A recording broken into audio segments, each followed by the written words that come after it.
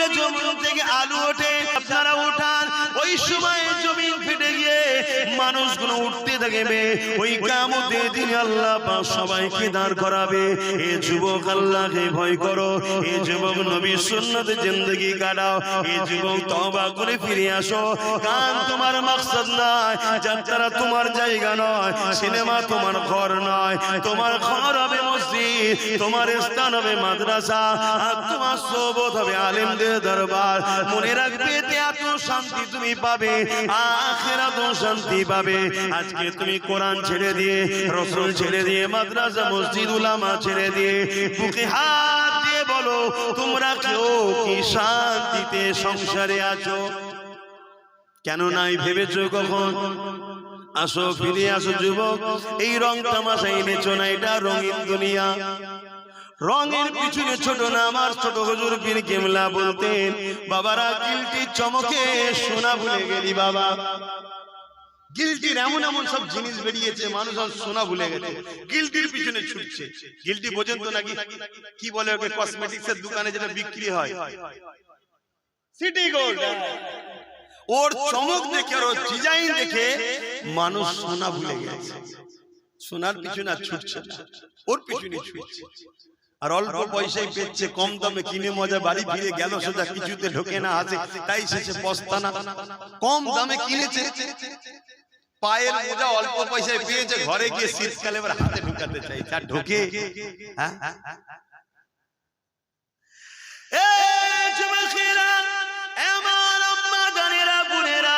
দুদিনের দুনিয়ায় আল্লাহ আমাদেরকে পাঠিয়েছে, এটা পরীক্ষার ফল। আখিরাত হলো আমাদের পরীক্ষার জায়গা, ওখানে আল্লাহ পাক রেজাল্ট আউট করবে। এখানে পরীক্ষার জন্য পাঠিয়েছে, বিচারের দিন রেজাল্টের ফয়সালা হবে।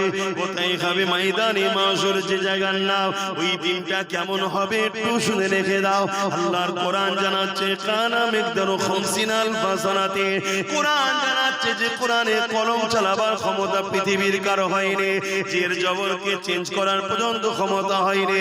পৃথিবীতে হাজারো কিতাব আছে, প্রতিটা কিতাবের লেখক লাস্টে লিখে দেয়, যদি কোনো ভুল ময়া নজরে পড়ে সংশোধনের জন্য ধরিয়ে দেবেন। বলে তো নাকি? প্রত্যেকটা কিতাবের লাস্টে দেখবেন লেখা থাকে, ভুল মার্জনা করিবেন, যদি ধরা পড়ে, নজরে পড়ে ধরিয়ে দেবেন, পরের সংকলনে সংযোজন করে দেওয়া হবে, তাই তো নাকি? আর কোরআন প্রথমে কি বলছে? ভুল তো দূরের কথা, এতে কোনো সন্দেহ নেই, এই বিশ্বাস রেখে পড়া শুরু কর। চ্যালেঞ্জ দিচ্ছি, জোরে বলুন সুবহানাল্লাহ। কেন? সবটা মানুষের লেখা, আর কোরআন কার বাণী? বলুন না গো।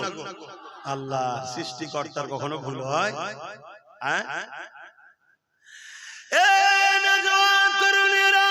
ওই কোরআন জানাচ্ছে, কানা মিকদারু 50 আলফ সানাতিন। একটা দিন আল্লাহ বানাবে, যে দিনটা লম্বা হবে দুনিয়ার 50,000 বছরের দিনের নাই। দুনিয়ায় 50,000 বছর দিন যত সময় হবে, ময়দানে মাশরে বিচারের দিনে একটা দিন হবে 50,000 বছরের দিনের নাই। ওই দিনেতে তোমাকে আমাকে সবাইকে দাঁড়াতে হবে। কোথায় দাঁড়াবে তুমি আমি কি জানি? মাথার এক বেগ দেখতে লেখা তো করে আল্লাহ সূর্য নামিয়ে দেবে। শোনো শোনো, আল্লাহর দিনের কথা শোনো। মাথার এক বেগ দেখতে লেখা তো করে আল্লাহ সূর্যকে নামিয়ে দেবে। এই শীতের আবহাওয়া সূর্য আমাদের গায়ে লাগলে সহ্য করতে পারা যাচ্ছে না। সেদিন মাথার এক বেগ দেখতে লেখা তো করে সূর্য নেমে যাবে। সূর্য বর্তমান কোটি কোটি মাইল দূরে রয়েছে। সেদিন মাথার এক বেগ দেখতে লেখা তো করে আল্লাহ নামিয়ে দেবে। সূর্যের বর্তমান যে তাপ আছে কোটি কোটি মাইল দূর থেকে লাগছে, এতে সহ্য করতে পারছি না। সেদিন সূর্যের 12 গুণ তাপ বেড়ে যাবে। মাথার এক বেগ দেখতে লেখা তো করে দাঁড়িয়ে যাবে। এ যুবক, তোমার কি একটু ভয় হয় না? হ্যাঁ, শয়তানি ধোকায় পড়ে, দুনিয়াদারির পাল্লায় পড়ে ভুল কখনো হয়ে যায়, কিন্তু এত গাফলতি কেন রে যুবক? তোমার যদি এখনই মৃত্যু হয়ে যায়, তুমি তো আর ফিরে আসার রাস্তা পেলে না। তোমার তো পরিবর্তনের আর কোনো সুযোগ রইল না। কি হবে সেই দিনে তুমি কি কখনো চিন্তা করো না? সেই দিন কোনো দাদাগিরি চলবে না, কোনো নেতার নেতৃত্ব চলবে না। ওই দিনে সমস্ত নবীরা বলবে নফসে নফসে নফসে নফসে নফসে। তাহলে তোমার আমার দশাটা কি হবে দেখো।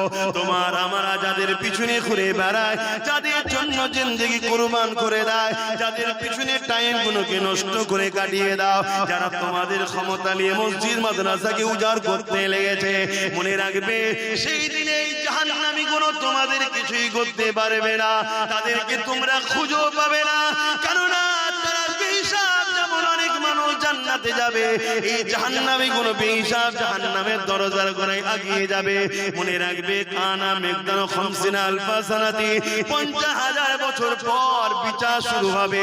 ওই দিনটা কেমন হবে আল্লাহ পাক জিবরাইলকে জানিয়ে দেবে, ও জিবরাইল আমার জাহান্নামকে নিয়ে এসে আরশের বাপাশে বাঁধাও।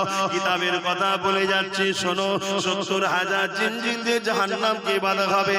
এক একটা জিনজিলে 70,000 করে ফেরেশতা ধরে রাখবে, তথাপিও জাহান্নামকে ধরে রাখতে পারবে না। লম্বা লম্বা জিভ বার করে জাহান্নাম তেরে তেরে আসবে গুনাহগারদের ঘরে ধরার জন্য। এই কঠিন দিনেতে এমন বাপ পাওয়া যাবে নিজের ছেলেকে জমিনে শুইয়ে দিয়ে তার বুকের উপরে পা দিয়ে দাঁড়িয়ে যাবে, কেননা এই সূর্যের তাপে তার জমিনটা পুরে পুরে লাল হয়ে গেছে। যেমন লোহা খুলে দিলে লাল হয়ে যায়, লোহা যেমন আগুনে দিলে লাল হয়ে যায়, সূর্যের তাপে জমিনটা লাল হয়ে গেছে। এই মানুষ জমিনে দাঁড়াতে পারবে না। ছেলেকে বুকে শুইয়ে দিয়ে বাপ বুকের উপরে পা দাঁড়িয়ে যাবে।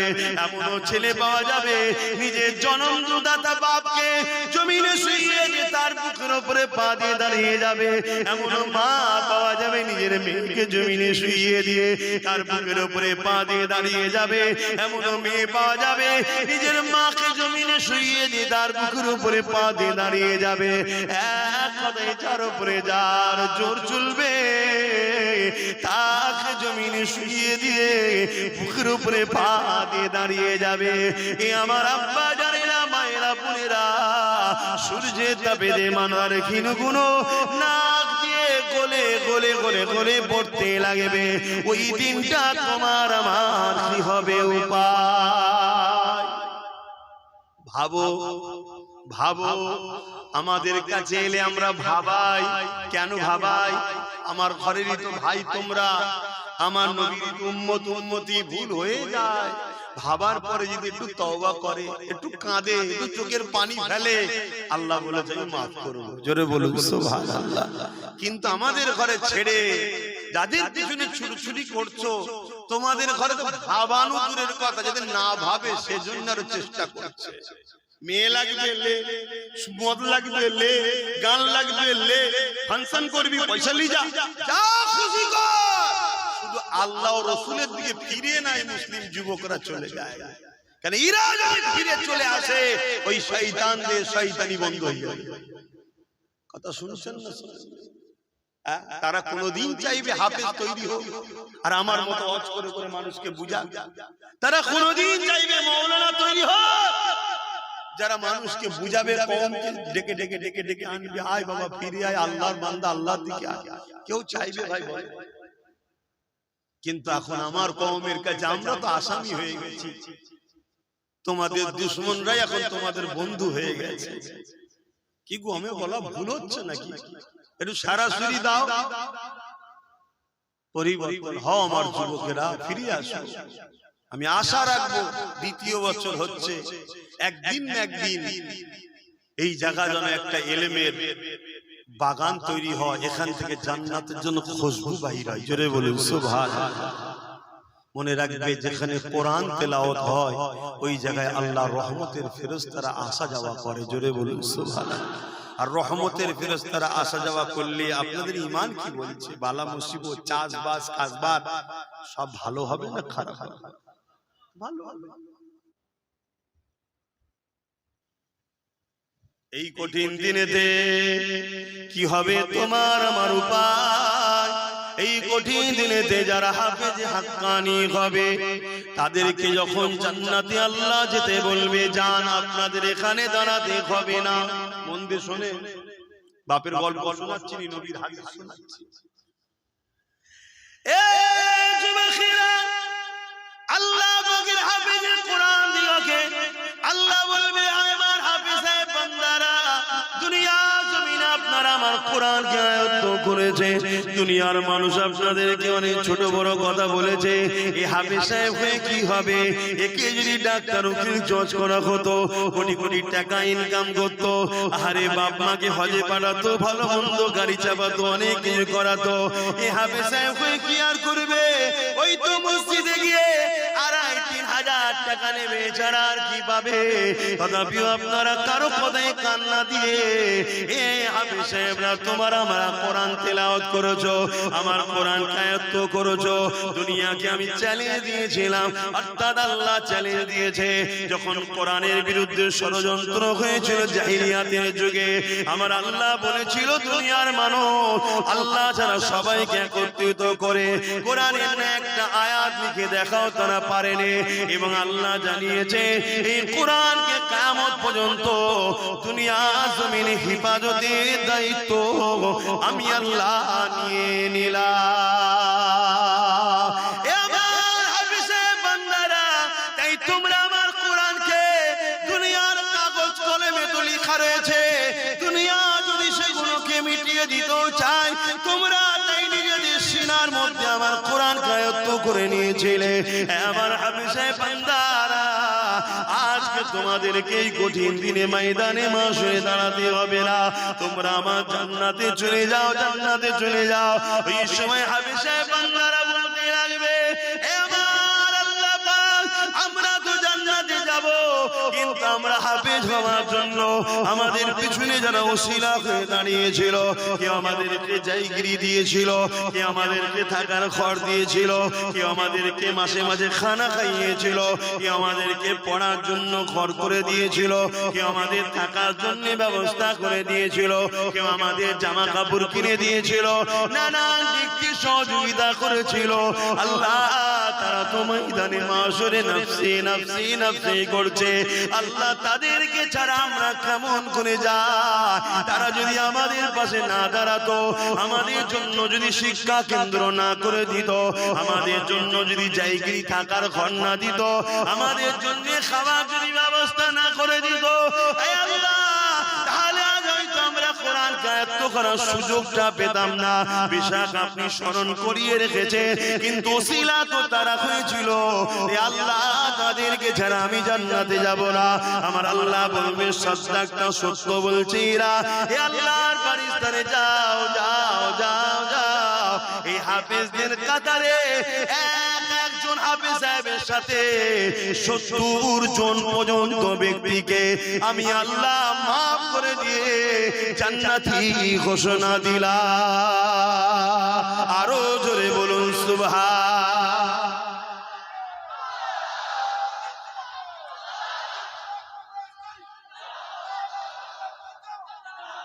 ভাইরা আমার আল্লাহ দুনিয়াদারি করতে গেলে অনেকের সঙ্গে মিশতে হবে ব্যবসা বাণিজ্য করতে হবে লেনদেন করতে হবে মুসলিম অমুসলিম সবার সাথে উঠা বসা করতে হবে ওটা আলাদা পাঠ আমি মানা করছি কিন্তু আখিরাতের জন্য আমাদের ভাবতে হবে না দুনিয়া 60 70 80 বছর 100 বছর আখিরাত তো শেষ নাই কথা কিছু বুঝছেন না বোঝেন না তাহলে একটা হাফেজে হাতখানি যদি আমরা বানিয়ে যেতে পারি কখনো কখনো আমি নিজেও ভাবি কখনো কখনো শুয়ে শুয়ে ভাবি যদি কোনো দিকেও আটকে যায় কিছু তো হাফেজ সাহেব আমি বার করেছি মানে অর্থাৎ আমার চেষ্টাতে কিছু ছেলে হাফেজ হয়েছে বিভিন্ন জায়গা থেকে কারণ না কাউকে বলো বাবা আজকে আমার সাথে করে নিয়ে চ এটা কখনো কখনো আমার মনেও হয় কেন হাফেজদের সম্মান আল্লাহ দিয়েছে কেন তারা আল্লাহর কথাকে সিনার মধ্যে রেখেছে কোরআন কার কথা এটা সবাই বলবেন না জবান খুলে বলবেন না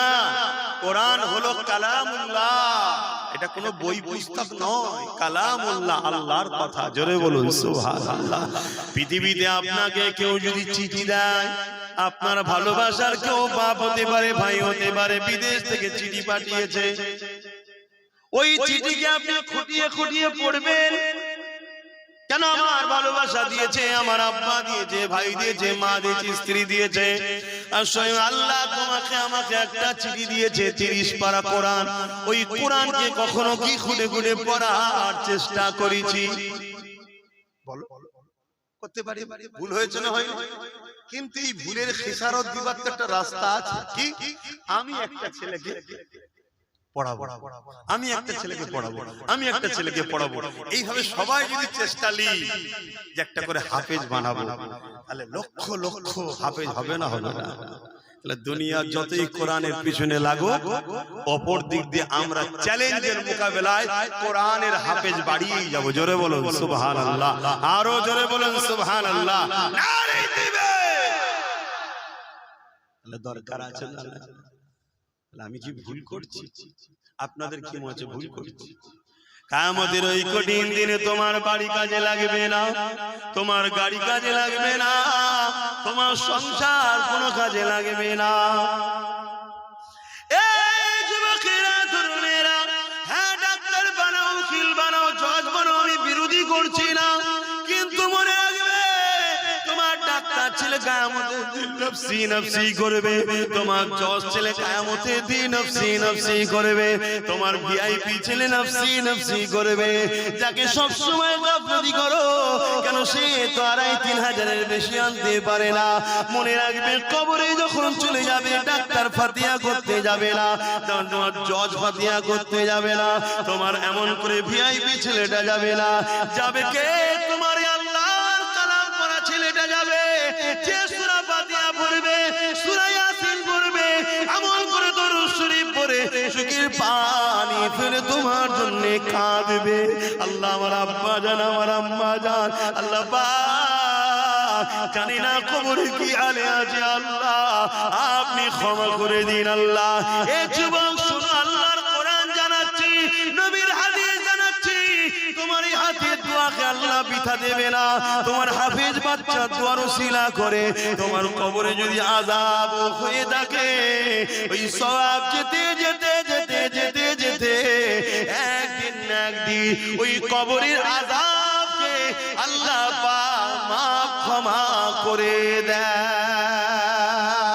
এই যুবকেরা, তরুণেরা, বাপেরা, এই নবী পাকের প্রেমিকেরা, এই মনে রাখবে হাফেজ তৈরি করো, আলেম তৈরি করো, কেন কিয়ামতের দিনেতে এদের সাথে হাসর নাসর হবে। নবী আমার বুখারীর মধ্যে জানিয়ে দিলে, এই দুনিয়ার মানুষেরা দুনিয়ায় যে একে ভালোবাসবে সে তার সঙ্গে হাসর নাসর হবে। এই কোরআনকে মহব্বত করো, কোরআনকে প্যার করো। নিজে পড়তে তো আর পারলে না, কমসে কম একজন উপযুক্ত কাউকে তৈরি করো। সেটা যদি নিজের বাচ্চা হয় আর উত্তম, নিজের বাচ্চা যদি না পারো, অন্যের বাচ্চা হচ্ছে তো কি হয়েছে, সে তো আমারই নবীরই একটা উম্মতেরই সন্তান, আমারই একটা নবীর উম্মতেরই তো বাচ্চা। সে যদি কোরআনের হাফেজ হয়, তার সঙ্গে আমার রক্তের কোনো প্রয়োজন নাই। কেন রক্তের সম্পর্ক নিঃশ্বাস পর্যন্ত, ইমানের সম্পর্ক আল্লাহর জান্নাত পর্যন্ত।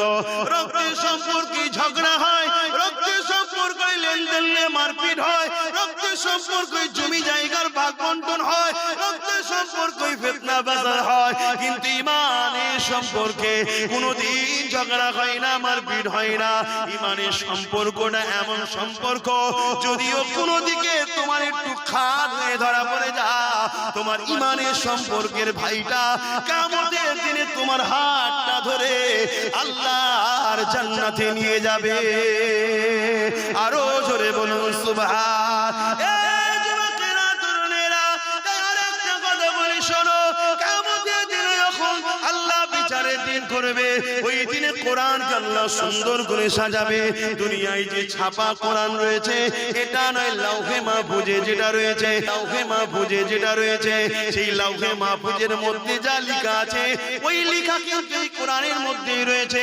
27 বছর ধরে আমার নবীর উপরে একটার পর একটা বার, একটার পর একটা করে এইভাবে নবী পাক সাল্লাল্লাহু উপরে এসেছে। এই যুবকেরা, তরুণীরা, বাপেরা, কিন্তু এটা সেই কোরআনেরই অংশ ছাপা, কিন্তু অরিজিনাল যেটা লাউহে মাহফুজে রক্ষিত রয়েছে, ওইটাকে আল্লাহ সুন্দর করে সাজাবে, তাকে চলার ক্ষমতা দেবে, সে আল্লাহর আরশে আজিমের নিচে চলতে থাকবে। আল্লাহ পাক তাকে জিজ্ঞাসা করবে, আমার কালামুল্লাহ, আজ কি আপনি কিছু চাইবেন আমার কাছে? ওই সময় আল্লাহর কালাম কোরআন বলতে লাগবে, আল্লাহ দুনিয়ায় একদম একজন লোক আমার বড় বিরোধী করেছিল, আবার একজন লোক আমাকে মহব্বত করে সিনার মধ্যে যত্ন করে রেখে দিয়েছিল।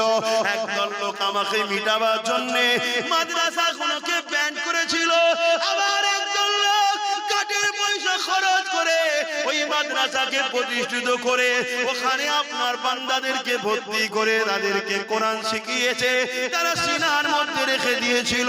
হে আল্লাহ, একদল লোক কোরআনকে মিটাতে চেয়েছিল, কোরআনের বিরুদ্ধে মিথ্যা বলেছিল, আবার একদল লোক কোরআনের পক্ষে আওয়াজ তুলেছিল।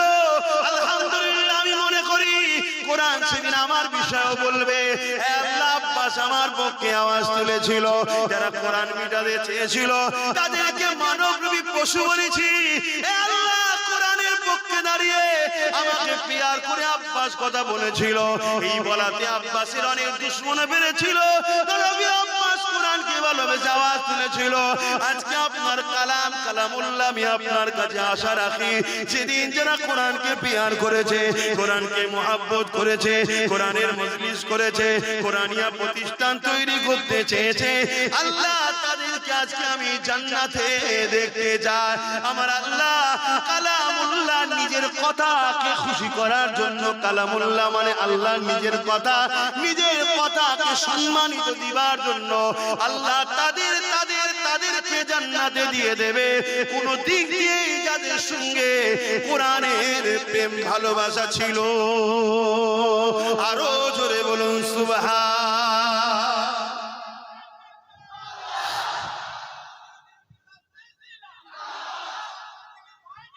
ভাইরা আমার, তাহলে কোরআনের জন্য আমরা আছি না নাই? হাত তুলে বলুন, আছি না নাই? আজ তো একদল লোক কোরআনকে পিটাবার জন্য উঠে পড়ে লেগেছে, আমরা কোরআনের পক্ষে দাঁড়াতে আছি না নাই? আজ আমি হাফেজ হওয়ার বয়স নাই, আপনাদের হাফেজ হওয়ার বয়স নেই, কিন্তু আমাদের নিউ জেনারেশন গুলোকে হাফেজ সাহেব কোরআনের মুখস্থ করা, কোরআনের প্রেমিক বানাবার দরকার আছে না নাই? হাত তুলে সাক্ষী দেন, আল্লাহ আমরা কোরআনের পক্ষে। সবাই বলুন আল্লাহ আমরা কোরআনের পক্ষে। নারায়ে তাকবীর, নারায়ে তাকবীর। কোরআন শরীফ, কোরআন শরীফ, কোরআনিয়া মাদ্রাসা, কোরআনিয়া মাদ্রাসা, নারায়ে তাকবীর। আলহামদুলিল্লাহ, আল্লাহ আমাদেরকে কবুল করে, বলুন আমিন। আমি আশা রাখবো কোরআনের পক্ষে যখন আমাদেরকে প্রমাণ দিতে হবে, এখান থেকে 10টা মানুষ এই কোরআনিয়া প্রতিষ্ঠানকে সুন্দর করে গড়ার জন্য 10টা মানুষ বলুন 5000 করে টাকা দিতে পারবেন, নাম ফোন নাম্বার লিখা হবে, পারবেন?